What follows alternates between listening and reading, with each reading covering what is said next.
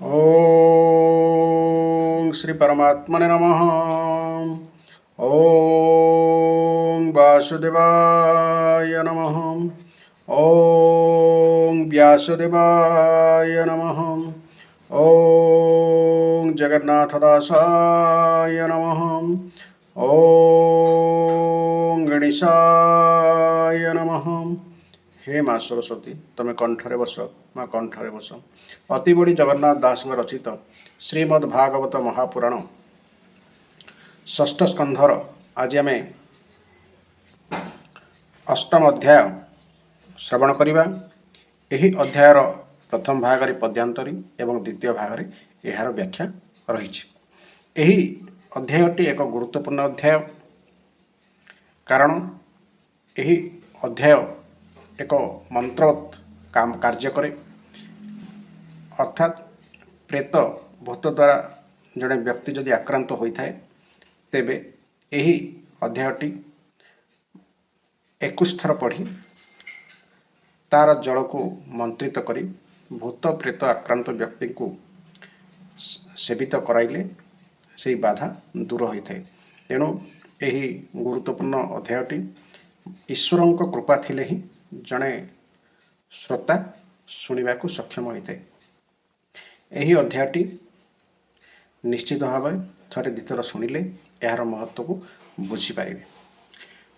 पूर्व अध्याय जितेबले शुक्रादित्यंकर शिष्य अर्थात दैत्य माने एवं इंद्रंक मध्य युद्ध होता सेतेबेले विश्वरूप यही नारायण कवचटी इंद्र को शुणाई।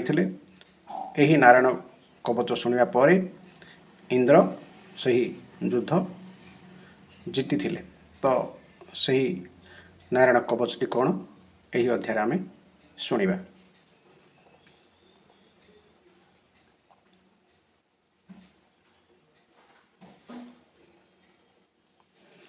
अष्टम अध्याय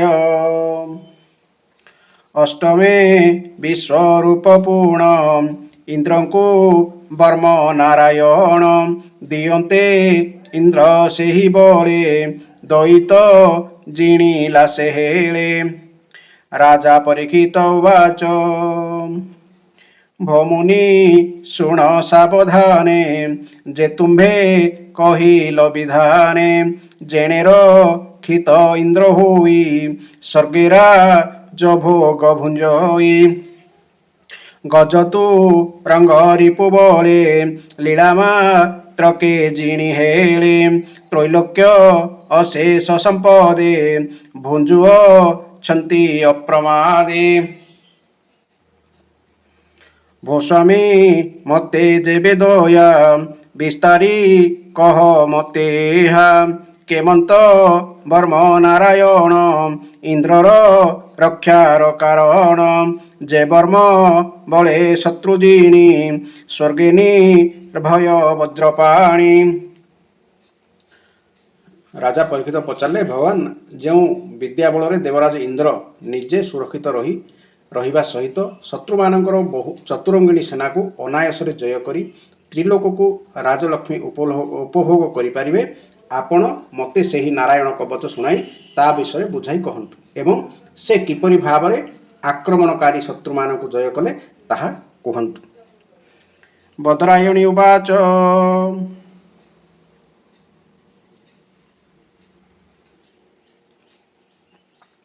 इंद्रनी मन्ते होई ब्रूत प्रसन्न होई पुरोहित। ब्रूत अर्थात जहाँ को बारण कर जे वर्म नाम नारायण कहिले एक मने शुण। विश्वरूप वाच विश्वरूप जहाँकि देवता मानकर राजा जहाँ शरणा पशिथिले देवता माने। करच रण जले धोई अर्थात एठी नारायण कवच कौन ताहा विश्वरूप कहउछन्ति। करच रण जले धोई गंडूस उद्दुमुख होई मंत्रे करी अंगन्यास मौन सूची होई तुष। गंडूस होई अर्थात उत्तर अभिमुखी होई उपवेशन पूर्वक पोषे जल आचमन करी अर्थात पोषे माने दुई आंजुलाए पानी रे पाटी धोई जेबण बर्मे नारायण तोषः इबे तत्क्षण निकट भय जेते बेले जानुच रण बक्षस्थले उदर हृदय मुखरे ओकार आदि देशिरे ओकार आदि नारायण उच्चार करिब तक्षण ओंकार आदि नारायण अर्थात ओंकार नारायण ओं नमो नारायण यही मंत्रटी करे करिब करन्यास जे विद्या अक्षर द्वादश द्वादश अक्षर मंत्र अर्थात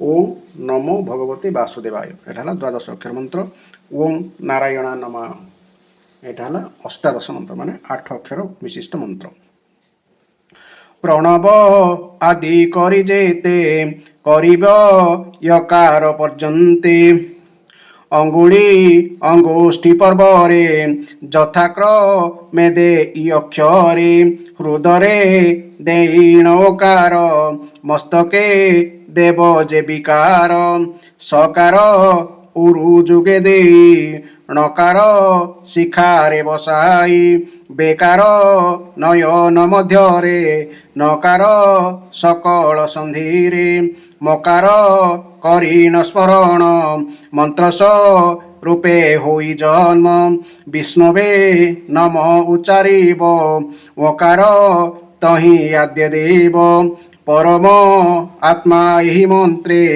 ध्यान करिब विरते षटस कति जुत रूप अनादि दिव्य शुद्ध सत्व षट शक्ति अर्थात ऐश्वर्य धर्म जश श्री बा लक्ष्मी ज्ञान और वैराग्य एटा षट शक्ति बोली आम जहाँ कहू जे हरि गरुड़ पृष्ठरे पादप मदेइछि शिरे जे अष्ट बाहुरेण करी चर्मवा शिगदाको धरी शंखपा सई सुचापरे रखन्तु मते चक्रधरे ईशु माने सर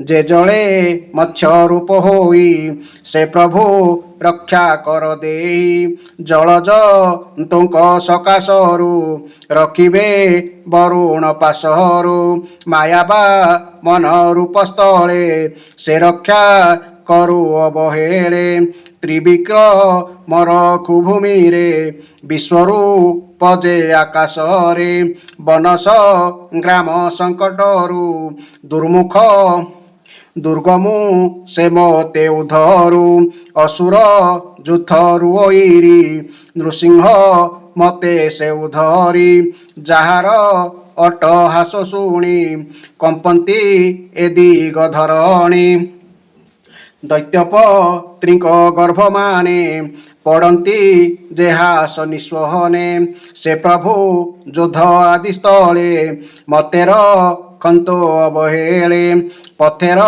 खंतु यज्ञ कल्प अखिला धार विश्वरूप स्वदंते अव निजे धरी मते से बराह धरी आदिक्रु अद्रिकृटरे परशुराम प्रवासे राम जे लक्ष्मण भरत अग्रजटी देहु से मोर क्षक सदा हेउ अखिल नाना प्रमादरु से नारायण रक्षा करु आबर नर रूप हरि रखन्तु गर्भरु धरी जोगभ्रष्टरु जोगनाथे रखन्तु दत्तात्रेय मते कपिल त्रिगुण ईश्वर कर्मबन्धरु रक्षा कर अनंग पीड़ारु जगते सनत कुमार रखुमते पथे दे बहेलनादिरु हयग्रीवमूर्ति उधरु देवता आराधन विघ्नु नारद रखन्तु मतनु। देवता आराधना विघ्नु अर्थात देवता आराधना विघ्न अर्थात देवार्चन हेउथिबा सेवा अपराध। सेवा अपराध कौन आमर पद्मपुराण में 32 प्रकार सेवा अपराध कथा उल्लेख अच्छी सेगुड़िक है कौन। एक जानवाहन आदि चढ़ी अथवा पादुका पिंधि मंदिर भितर को जीवा सेवा अपराध एगुड़िक आम अजाणत तेणु मंदिर को जीवा पूर्व आम केउं सब कार्य करवा उचित ताहा 32टी पद्मपुराण अच्छी। तहिरे एक नंबर है जानवाहन आदि चढ़ी अथवा पादुका पिंधि बा चपल पिंधि मंदिर भितर को जीवा। रथयात्रा जन्माष्टमी प्रभृति उत्सव पालन न करिबा अथवा से समय ठाकुर को दर्शन न करिबा। दर्शन करने समय श्री विग्रह को प्रणाम न करिबा। अशौच अवस्था देव दर्शन करवा अशौच माने स्नान न करिकी बा नित्यकर्म न करिकी ठाकुर को दर्शन करवा। गोटे हाथ में प्रणाम करवा। प्रतिथर परिक्रमा पर किछि क्षण ठाकुर सम्मुखें ठिया न रही अविरत परिक्रमा करवा अथवा ठाकुर सम्मुखें गोटे स्थान ठिया होई चका भौरी परी परिक्रमा करवा। ठाकुर सम्मुखें गोड़ लंबाई बसिबा। ठाकुर सम्मुखें दुई आंठू को बाहु जुगरे छंदी बसिबा। ठाकुर सम्मुखें शोइबा। ठाकुर सम्मुखें खाइबा। ठाकुर सम्मुखें मिछ कहवा। ठाकुर सम्मुखें उच्च स्वर में कथबार्ता हेबा। ठाकुर सम्मुखें वार्तालाप करवा। ठाकुर सम्मुखें चित्कार करवा। ठाकुर सम्मुखें कलह करवा। ठाकुर सम्मुखें काहारी को कष्ट देवा। ठाकुर सम्मुखें काहा प्रति अनुग्रह करवा। ठाकुर सम्मुखें काहाकू निष्ठुर वाक्य कहवा। ठाकुर सम्मुखें निज देह को कंबल द्वारा पूर्णतः आवृत करी रखिबा। ठाकुर सम्मुखें अन्य को निंदा करवा। ठाकुर सम्मुखें अन्य को स्तुति करवा। ठाकुर सम्मुखें अश्लील शब्द उच्चारण करवा। ठाकुर सम्मुखें अधवायु त्याग करवा अर्थात अधवायु माने पेटर गैस पछपटे बाहर। सामर्थ्य थाई मध्य साधारण उपचार द्वारा बा कामचला भाव में ठाकुर को पूजा करवा। ठाकुर को निवेदित न करी कौनसी खाद्य पेय ग्रहण करवा। ऋतु अनुसार हेउथवा फल ठाकुर को सर्वप्रथम निवेदित न करवा। कौनसी पनीपरिबा बा फलर किछि अंश काटी रखी अवशिष्ट अंश को ठाकुर रोषई पाई देवा। ठाकुर आड़ को पछ करी बसिबा। ठाकुर सम्मुखें अन्य काहाकू प्रणाम करवा। गुरुदेव को अभ्यर्थना और स्तुति न करवा तथा कुशल वार्ता न पचारिबा। निज मुखरे निजर प्रशंसा करवा एवं कौनसी देवता को निंदा करवा। यही 32टी सेवा अपराध भल भाव में शुणा और बुझा दरकार। यही 32टी सेवा अपराध बा देवता आराधना जनित जो विघ्न घटे ता विषय पद्मपुराणर पाताल खंड श्लोक 36 रु 44 मध्य वर्णित करा जायछि। नारद रखन्तु मतनु कमठ रूपी देवता आराधना विघ्नु नारद रखतु मतनु कमठ रूपी चक्रधर अशेष पापु त्राही कहर अपथ्य भजन मोर जे व्याधि जन्मे अति घोर ताहाना शिवे धनंतरी जे द्वंद्व भय टुमहरी तहुर किबे नाभिसूत ऋषभ नामे जे विदित दुर्वाद जन समूहरु यज्ञमु रति रक्षा करू बलवंतक तहु मते रखन्तु बलदेव नीति जे क्रोध बस बलियार तहुर खिबे अहिश्वर। क्रोध बस माने सर्प विशेष अहिश्वर हेले सर्पराज शेषनाग जो आम ऐरावत साप बोली कहूचु। मोहर मन बुद्धि बेनी रखन्तु व्यास महामुनि पाषंड निकर प्रमाद तहुर किबे देवबुध धर्मपालने अवतार যে প্রভু কল্পী রূপ যে প্রভু কল্কি রূপধর কলিকা লপা পরুমতে সে প্রভু রখিবে যুকতে কেশব গদা ধরি করে মতের ଖନ୍ତୁ ପ୍ରଭାତରେ। ବିଷ୍ଣୁଙ୍କର ଗଦାଙ୍କର ନାମ କ'ଣ ଜାଣିଛନ୍ତି? କମୌଦକୀ। ଗୋବିନ୍ଦ ବେଣୁ ଧରି କରେ ରଖନ୍ତୁ ଦିବସ ଆଦ୍ୟରେ ପୂର୍ବାହ୍ନେ ଶକ୍ତି ଧରି ହସ୍ତେ ରଖନ୍ତୁ ନାରାୟଣ ମତେ ରଖନ୍ତୁ ବିଷ୍ଣୁ ଚକ୍ରଧର ଦିବସ ମଧ୍ୟମ ଭାଗର ଅପରାହ୍ନରେ ମଧୁହାରୀ ରଖନ୍ତୁ करे ଧନୁଧରି ରଖନ୍ତୁ ସ୍ୱୟଂ କାଳେ ମତେ ତ୍ରିଧାମା ମାଧବ ତୁରିତେ। ତ୍ରିଧାମା ମାଧବ କିଏ? ବ୍ରହ୍ମାଦି ତ୍ରିମୂର୍ତ୍ତିଧାରୀ ମାଧବ।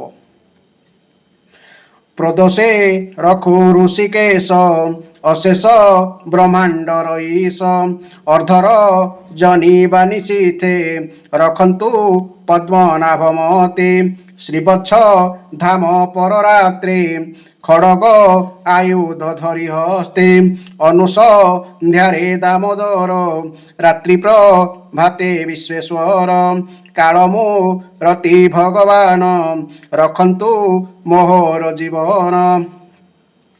যে চক্র তেজ এ সংসারে প্রলয়া নল তুচ্ছ করে কৃষ্ণরে প্রয়োজিত হই নির্ভয়ে জগতে ভ্রমই তাপাদ পদ্মে মোর শির নিত্যেক রই নমস্কার।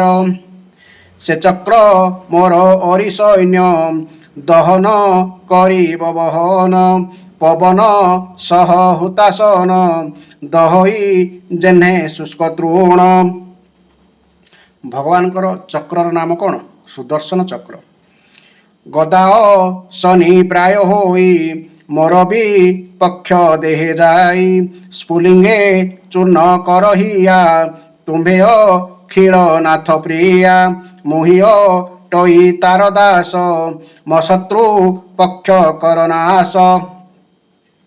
କୁଷ୍ମାଣ୍ଡ ବିନାୟକ ଯକ୍ଷ ଗୁହ୍ୟକ ଭୂତ ଗଣରକ୍ଷ ପିଶାଚ ପ୍ରେତ ମାତୃଗଣ ଶୀଘ୍ରେକ ରତୁ ପ୍ରମଥନ ହେ ପାଞ୍ଚ ଜନ୍ୟ ଶଙ୍ଖସାର କୃଷ୍ଣେ ପୂରିତ ହୋଇ ମୋହର। ଅର୍ଥାତ୍ ଭଗବାନ ବିଷ୍ଣୁଙ୍କର ଶଙ୍ଖର ନାମ ହେଲା ପାଞ୍ଚଜନ୍ୟ ଶଙ୍ଖ। ଶତ୍ରୁର ହୃଦୟ କମ୍ପାଅ ନିଶ୍ୱନେ ମହାଭୟ ଦିଅ ତୁହେ ଖଡ଼ଗ ତୀକ୍ଷ୍ଣଧାର ଅଶେଷ ରିପୁ ନାଶ କର କୃଷ୍ଣରେ ହୋଇ ପ୍ରୟୋଜିତ ସକଳ ରିପୁ କରଗ୍ରସ୍ତ ହେ ସତ ଚନ୍ଦ୍ର ଚର୍ମ ଶୁଣ ଯେତେ ଅଛନ୍ତି ରିପୁଗଣ ତାହାଙ୍କ ଲୋଚନ ଆଚ୍ଛାଦ ଯେଣେ ହୋଇବ ଦୃଷ୍ଟିଭେଦ।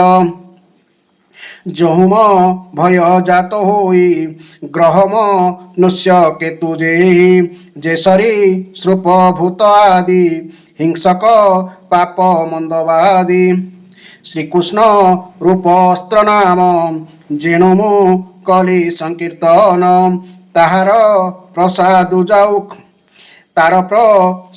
ଯାଉ କ୍ଷୟ ଏ ଯେତେ ସର୍ବଦୁଷ୍ଟ ଭୟ। ଯେ ମୋର ଶ୍ରେୟ ଆଚରଣ ହିଂସା କରନ୍ତି ଦୁଷ୍ଟଗ ଯେ ମୋର ଶ୍ରେୟ ଆଚରଣେ ହିଂସା କରନ୍ତି ଦୁଷ୍ଟଗଣେ ଗରୁଡ଼ ଭଗବାନ ମତେ ରକ୍ଷା କରିବେ ଅବିରହତେ ରଖିବେ ବିଶ୍ୱକ୍ସେନ ହରି ଅଶେଷ କଷ୍ଟୁ ମତେ ତାରି ରୂପ ଆୟୁଧ କୃଷ୍ଣ ନାମ ଆପଦ କରିବେ ମୋଚନ ପ୍ରଭୁନି କଟେ ଯେତେ ଗଣ ଅପରେ ବାହନ ଭୂଷଣ ବୁଦ୍ଧି ଇନ୍ଦ୍ରିୟ ମୋର ମନ ସର୍ବେ ରଖନ୍ତୁ ମୋର ପ୍ରାଣ। ଯେମନ୍ତେ ପ୍ରଭୁ ଭଗବାନ ସତ ସତର କାରଣ ଏହି ସତ୍ୟରୁ ମୋର ସର୍ବ ନଷ୍ଟ ହୁଅନ୍ତୁ ଉପଦ୍ରବ। आत्मा शेष प्राणीकर सकल कार्योरु बाहार भूषण आयुध नाम धरती स्वमायारे भीन एमंत परम ईश्वर रक्षा करंतु मो शरीर सर्वज्ञ भगवान हरि सर्वस रूप रूप धरी सदा सर्वत्र सर्वठारु सत्य प्रमाणे रक्षा करू दिग भी दिग अध ऊर्ध रखंतु नर सिंहदेव आत्मस्व नरे लोकत्रासे स्वतेजे सर्वतेज नासे भोइंद्र शुण मो वचन कहिले वर्म नारायण असुर जुथपतिमान जिणिबु करिले धारण ए विद्या जार तही थाई से जाकु दृष्टि रे देखई पादेबा स्पर्श करई तागात्रे भय न रहई ए विद्या जेहु धरी थाई भीतिता हार नाही नाही भीतिता हार कहीं नाही राजा तो स्कर ग्रह आदि जे दुष्ट गण नाना विधि जे दुष्ट गण नाना व्याधि ए विद्या पूर्वे द्विज एक धरिन थिला कौशिक। अच्छा ये जो नारायण कवच पूर्वर किए व्यवहार करथिले कि धरिथिले कि से विषय बर्तमान कहउछन्ते ए विद्या पूर्वे द्विज एक धरिण थिला कौशिक मरुध नन देशे से जोगधारणे निज देही जोग धारणे ए मरु धनन देशे अर्थात मरुभूमि रे तेजिला तही द्विजवर शुणक हिबा सुनासीर गंधर्व पति एक दिने ताहार उपरे विमाने जाउण थिला चित्ररथ अमर कन्यारे बेष्टित जही ब्राह्मण मरिथिला ताहार ऊर्ध्वे जहु गला गगन पड़िला तक्षणे विमान गला तार केणे पड़िला अधमुख होई सभये चकिते चाहई बालकी लंक वाक्य शुणी तक्षणे विप्र अस्तियाणी शीघ्र से करीण प्राशन सरस तीरे कला स्नान प्राशन बा निक्षेप बा विसर्जन पुणी भी मान आरोहिला सुखे से निज पुरे गला श्री शुकवाच जे एहा समय शुणी आदर करी धरे प्राणी से सर्व भयरु बाहार सर्वे करती नमस्कार इंद्र भी स्वरूप तही ए महाविद्या शिक्षा पाई संग्रामे असुर जिणिले त्रैलोक्य लक्ष्मी भोग कले द्विज गनाथ बोलई नामरे सर्वसिद्ध होई इति श्रीमद्भागवते महापुराणे परमहंसा संहितायां षष्ठ स्कंधे नारायण वर्म उपदेश नाम अष्टम अध्याय। प्रभु रक्षा करो, प्रभु रक्षा करो। बहुत एक गुरुत्वपूर्ण महाविद्या नारायण कवच आगो को यार व्याख्या सुनिबा आरंभ करिबा। तो कौन है राजा परीक्षित पचारे भगवान जो विद्या बल देवराज इंद्र निजे सुरक्षित रहिबा सहित शत्रु मानकर चतुरंगिणी सेना को अन्यायस जय करी त्रिलोकर राजलक्ष्मी उपभोग कर पारे आपण मते सही नारायण कवच शुणाई ता विषय बुझाई कहतु एवं से किपर भाव में आक्रमणकारी शत्रु मान जय कले ताहा मध्य कहतु। श्री सुखदेव कहले हे परीक्षित देवता माने विश्व रूपं को पुरोहित रूपे वर्ण करिबा परे देवराज इंद्र पचारिबारु से तांकु नारायण कवच धारण करने को कहले मु से विषय कहूची एकाग्रचित होई शुण से विश्वरूप कहते नारायण कवच महाविद्या नारायण कवच विषय। हे देवराज इंद्र ଭୟ ଉପସ୍ଥିତ ହେଲେ ନାରାୟଣ କବଚ ଧାରଣ କରି ନିଜ ଶରୀରକୁ ରକ୍ଷା କରିବା ଉଚିତ। ନାରାୟଣ କବଚର ଧାରଣର ବିଧି ହେଲା, ପ୍ରଥମେ ହାତ ଗୋଡ଼ ଧୋଇ ଆଚମନ କରନ୍ତୁ। ତାପରେ ହାତରେ କୁଶ ପବିତ୍ରୀ ବା ବଟୁ ଧାରଣ କରି ଉତ୍ତର ଦିଗକୁ ମୁଖ କରି ବସିଯାଆନ୍ତୁ।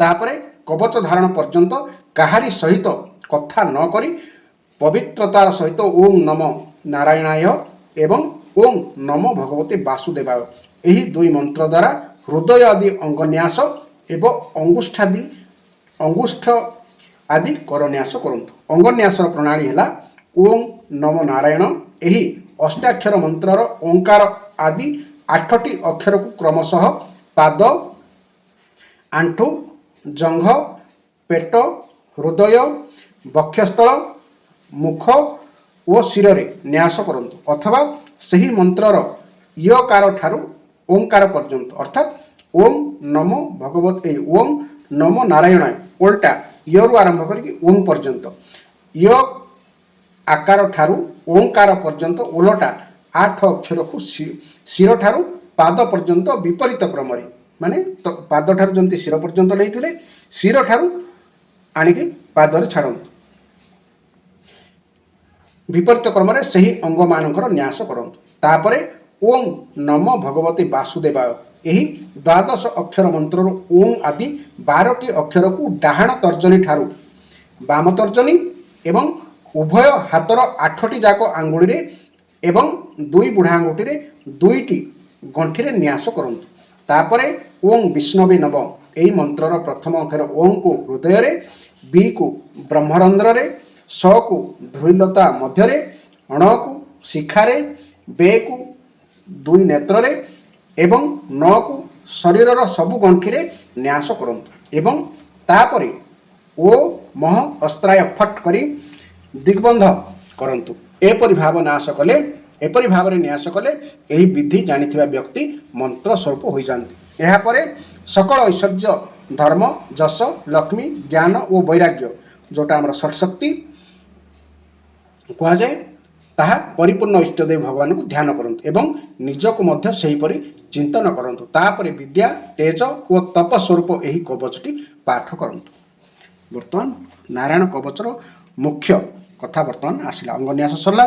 ବର୍ତ୍ତମାନ ନାରାୟଣ କବଚର ମୁଖ୍ୟ କଥା କ'ଣ ଆମେ ପଢ଼ିବା, ଶୁଣିବା। ଯେଉଁ ଭଗବାନ ଶ୍ରୀହରି ଗରୁଡ଼ଙ୍କ ପିଠିରେ ନିଜର ଚରଣ କମଳ ରଖିଛନ୍ତି, ତାହାକୁ ଅଣିମାଦି ଅଷ୍ଟସିଦ୍ଧି ସେବା କରୁଛନ୍ତି। ଯେଉଁ ଭଗବାନ ଅଷ୍ଟଭୁଜରେ ଯଥାକ୍ରମେ ଶଙ୍ଖ, ଚକ୍ର, ଢାଲ, ତରବାରୀ, ଗଦା, ଶର, ଧନୁ ଓ ପାଶ ଧାରଣ କରିଛନ୍ତି, ସେହି ଓଙ୍କାର ସ୍ୱରୂପ ପ୍ରଭୁ ମୋତେ ସକଳ ଦିଗରୁ ରକ୍ଷା କରନ୍ତୁ। ମତ୍ସ୍ୟମୂର୍ତ୍ତି ଭଗବାନ ମୋତେ ଜଳ ଭିତରେ ଜଳଜନ୍ତୁମାନଙ୍କ ଠାରୁ ଏବଂ ବରୁଣଙ୍କ ପାଶରୁ ରକ୍ଷା କରନ୍ତୁ। ମାୟାରେ ବ୍ରହ୍ମଚାରୀ ରୂପ ଧରିଥିବା ବାମନ ଭଗବାନ ମୋତେ ସ୍ଥଳରେ ଏବଂ ବିଶ୍ୱରୂପଧାରୀ ତ୍ରିବିକ୍ରମ କିଏ? ବାମନ ଅବତାର। ତ୍ରିବିକ୍ରମ ଭଗବାନ ମୋତେ ଆକାଶରେ ରକ୍ଷା କରନ୍ତୁ। ଯାହାଙ୍କର ଘୋର ଅଟ୍ଟହାସର ସକଳ ଦିଗ ପ୍ରକମ୍ପିତ ହୋଇ ଉଠୁଥିଲା ଏବଂ ଗର୍ଭବତୀ ଦୈତ୍ୟ ପତ୍ନୀମାନଙ୍କର ଗର୍ଭ ଖସିଯାଇଥିଲା, ସେହି ଦୈତ୍ୟଯୁକ୍ତ ପତିଙ୍କର ଶତ୍ରୁ ଭଗବାନ ନୃସିଂହ ଦୁର୍ଗ, ଅରଣ୍ୟ, ରଣଭୂମି ଆଦି ଭୟଙ୍କର ସ୍ଥାନମାନଙ୍କରେ ମୋତେ ରକ୍ଷା କରନ୍ତୁ। ନିଜ ଦନ୍ତରେ ପୃଥିବୀକୁ ଧାରଣ କରିଥିବା ଯଜ୍ଞମୂର୍ତ୍ତି ବରାହ ଭଗବାନ ମୋତେ ମାର୍ଗରେ, ପରଶୁରାମ ମୋତେ ପର୍ବତମାନଙ୍କ ଶିଖରରେ ଏବଂ ଲକ୍ଷ୍ମଣଙ୍କ ସହିତ ଭରତଙ୍କ ବଡ଼ ଭାଇ ରାମଚନ୍ଦ୍ର ମୋତେ ପ୍ରବାସ ସମୟରେ ରକ୍ଷା କରନ୍ତୁ। ଭଗବାନ ନାରାୟଣ ମାରଣ ମୋହନ ଆଦି ସକଳ ଭୟଙ୍କର ଅଭିଚାରରୁ ଓ ସବୁ ପ୍ରକାର ପ୍ରମାଦରୁ ମୋତେ ରକ୍ଷା କରନ୍ତୁ। ଋଷିଶ୍ରେଷ୍ଠ ନର ଗର୍ଭରୁ, ଯୋଗେଶ୍ୱର ଭଗବାନ ଦତ୍ତାତ୍ରେୟ ଯୋଗର ବିଘ୍ନମାନଙ୍କରୁ ଏବଂ ତ୍ରିଗୁଣ ଅଧିପତି ଭଗବାନ କପିଳ କର୍ମବନ୍ଧନରୁ ମୋତେ ରକ୍ଷା କରନ୍ତୁ। ପରମ ଋଷି ସନତ କୁମାର କାମଦେବଙ୍କ ଠାରୁ ଭଗବାନ ହୟଗ୍ରୀବ ମାର୍ଗରେ ଚାଲିଥିବା ବେଳେ ଦେବମୂର୍ତ୍ତିମାନଙ୍କୁ ନମସ୍କାର ଆଦି ନ କରିବାର ଅପରାଧରୁ, ଦେବର୍ଷି ନାରଦ ସେବା ଅପରାଧୀମାନଙ୍କରୁ ଓ ଭଗବାନ କଚ୍ଛପ ମୋତେ ସକଳ ପ୍ରକାର ନରକରୁ ରକ୍ଷା କରନ୍ତୁ। ଯେଉଁଟାକି ଦେବର୍ଷି ନାରଦ ସେବା ଅପରାଧମାନଙ୍କରୁ, ଅର୍ଥାତ୍ ଆମର ଯେଉଁ ପଦ୍ମପୁରାଣରେ 32ଟି ସେବା ଅପରାଧ କଥା କୁହାଯାଇଛି, ତାହା ମୁଁ ପୂର୍ବରୁ ସୂଚାଇ ଦେଇଥିଲି। ताहला 32टी सेवा अपराध। भगवान धन्वंतरी कुपथ्यरु जितेन्द्रिय भगवान ऋषभदेव सुख दुख आदि भयदायक द्वंद्वरु यज्ञ भगवान लोक अपवादरु बलराम मनुष्यकृत विभिन्न कष्टरु एवं श्री शेषदेव क्रोधवश नामक सर्प मानक ठार मते रक्षा करंतु। भगवान कृष्ण दैप्यायन व्यासदेव अज्ञानरु तथा बुद्धदेव पाषाण्ड मानक ठार ओ प्रमादरु मते रक्षा करंतु। धर्म रक्षा करने निमंते महान अवतार धरिथिबा भगवान कल्की मते पाप बहुल कलिकालरु दोषरु रक्षा करंतु।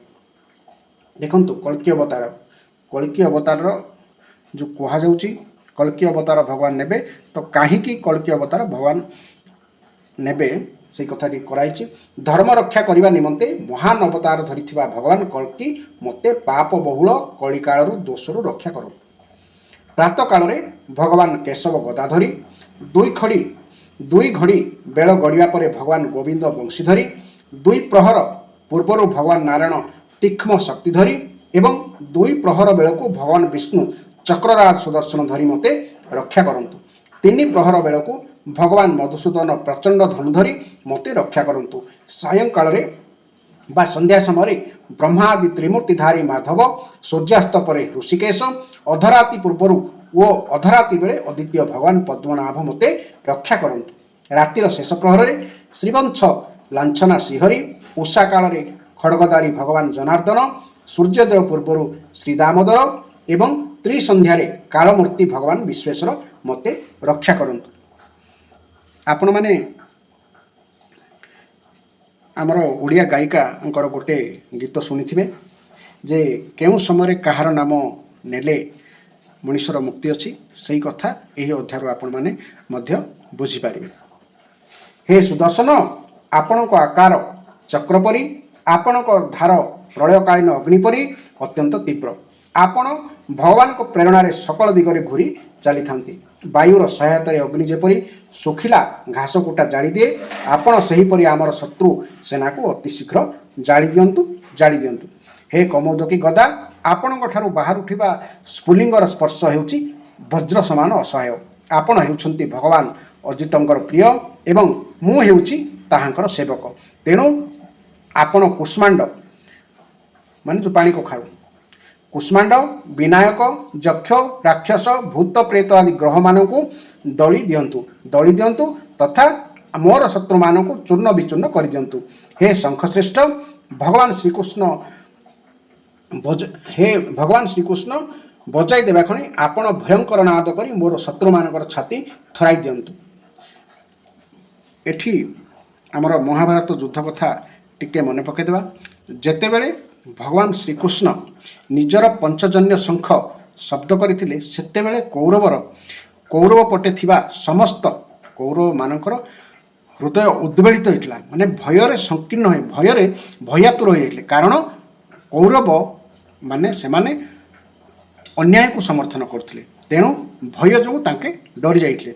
साधारणतः आपण माने देखिथिबे मनीष न्याय जेतेबेले थिबे सेतेबेले तार निर्भय थी से जो मनीष सत्यर सहित छिड़ा तार बल निर्भय थी किंतु जे अन्याय को समर्थन करुवा अन्याय पार्श्व तार हृदय सबले भयातुर अर्थात तार हृदय सबले भय आतुर हो अर्थात डरुव।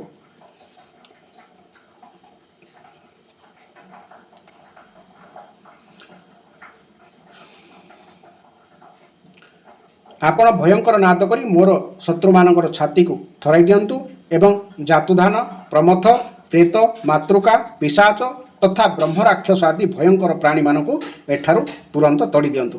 हे भगवान प्रिय तरबारी तुम धार बड़ तीक्ष्ण भगवान को प्रेरणा पाई तुमे मो शत्रु मानकु छिन्न भिन्न कर दियो।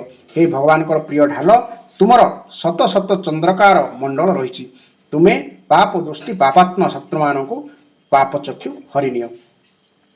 सूर्य आदि ग्रह धूमकेतु आदि केतु दुष्ट मनुष्य सर्प आदि दंशक जंतु स्वदंतधारी हिंस्रिक पशु भूत प्रेत आदि ओ प्राणी मानक प्रति आमर जहा किछि भय अछि से सब एवं जो माने आमर अमंगलकारी से माने भगवत भगवानଙ୍କର नाम रूप और आयुध मानकर गुण कीर्तन करिया मात्रे नष्ट हो जाते। बृहत और रथंतर आदि सामवेदीय स्त्रोत्रे जहाँकर स्तुति कराए ସେହି वेदमूर्ति भगवान गरुड़ और विश्वक्सेन सेमानଙ୍କର नाम उच्चारण प्रभाव में आमको सकल प्रकार विपत्ति रक्षा करते।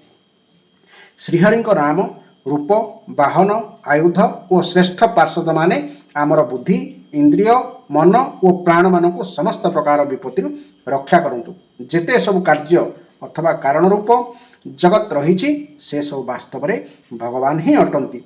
यही सत्यर प्रभाव में आमर सकल उपद्रव नष्ट हो जाऊ। जो माने ब्रह्म और आत्मार अभिन्नता अनुभव कर सारी सेमानक दृष्टि भगवान स्वरूप समस्त विकल्प बा विभिन्नतार रहित तथापि भगवान निज माया शक्ति हेतु भूषण आयुध और रूप नामक विभिन्न शक्ति धारण करती। यह ही ध्रुव सत्य।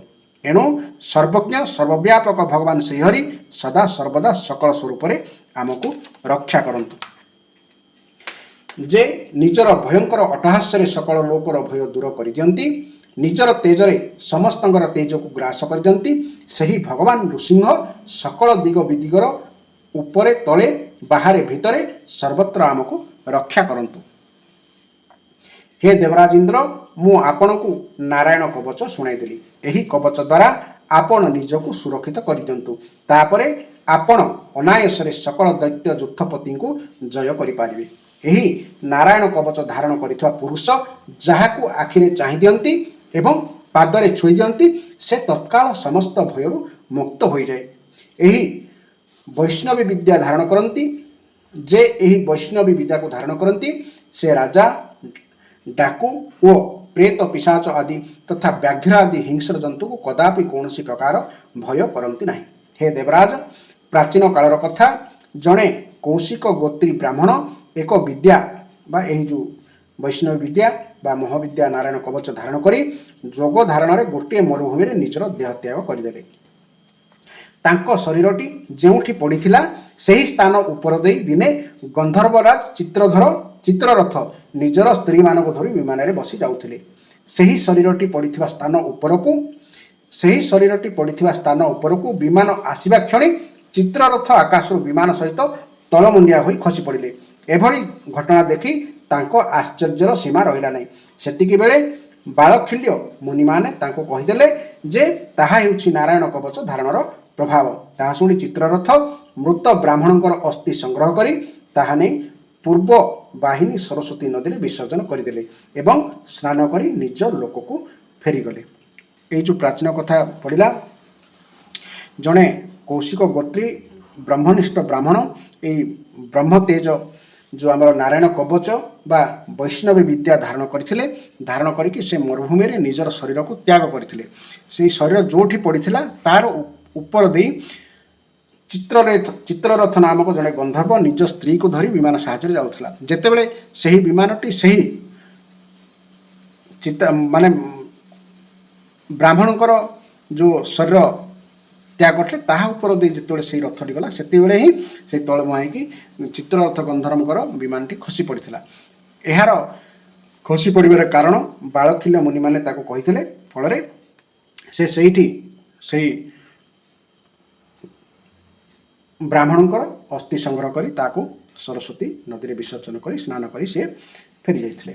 श्री शुकदेव कही चले, हे परीक्षित, जो मनुष्य उपयुक्त समय यही नारायण कवच शुणे तागरे सकल प्राणी आदर में मुंड नुआई दियंती एवं से सबु प्रकार भयर मुक्त हो जाए। हे परीक्षित, सतक्रतु इंद्र आचार्य विश्वरूप यही वैष्णवी विद्या पाई रणभूमि में असुर मान को जीतिगले एवं त्रैलोक्य लक्ष्मी को उपभोग करे। ओम भगवती वासुदेवाय। ओम नमो नारायण प्रभु। तेणु आपण मैंने यही अध्यायर महत्व जदि भल भाव शुणी ताले यार गुरुत्व कथा आपण बुझिपारे। तेणु भगवान आपण को अशेष कृपा प्रदान करंतु। यही नारायण कवच ईश्वर को कृपा हेले ही मनीष शुणिपारे, अन्यथा केबे भी शुणिपारे नहीं।